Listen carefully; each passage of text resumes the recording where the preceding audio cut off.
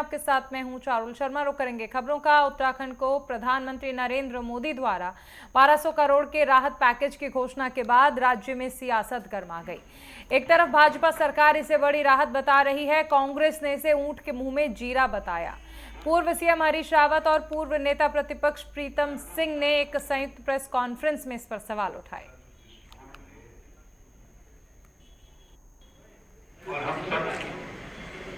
माननीय प्रीतम सिंह जी ने दो अति महत्वपूर्ण बिंदुओं पर, तत्कालिक महत्व के बिंदुओं पर, जिनमें एक राज्य में आई हुई आपदा और माननीय प्रधानमंत्री जी के राज्य में आगमन, राज्य सरकार द्वारा चाही गई, मांगी गई तथ्यात्मक रिपोर्ट के आधार पर तैयार की गई मांग के सापेक्ष बहुत कम धनराशि देने से जो आपदा पीड़ितों में और राज्य के लोगों में निराशा व्याप्त हुई है,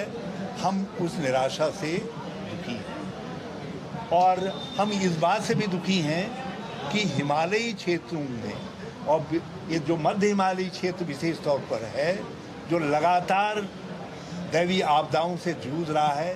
बादल फटने की घटनाएं, ग्लेशियर टूटने की घटनाएं आदि से जलवायु परिवर्तन का सबसे बड़ा दुष्प्रभाव जहां पड़ रहा है, वहां उस दुष्प्रभाव से लड़ने की राष्ट्रीय रणनीति बनाने के प्रश्न पर भी माननीय प्रधानमंत्री जी मौन रहे। हम अपेक्षा कर रहे थे कि जितने हमको घाव लगे यहाँ से लेकर के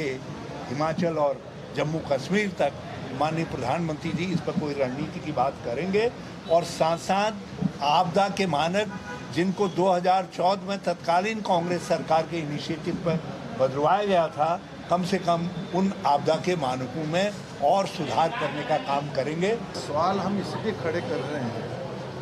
कि जो क्षति हुई है उस क्षति के परिप्रेक्ष्य में केंद्र की सरकार को जो है पैकेज देना चाहिए था। बिहार में चुनाव होता है तो वहाँ पे तो आप 11,500 करोड़ का पैकेज एकदम से दे देते हैं, लेकिन उत्तराखंड, हिमाचल प्रदेश, पंजाब, इन सरकारों ने जो क्षति हुई थी उसका जो आकलन करके केंद्र सरकार को दिया है, उसके सापेक्ष राशि दी है, वो ऊंट के मुंह में जीरे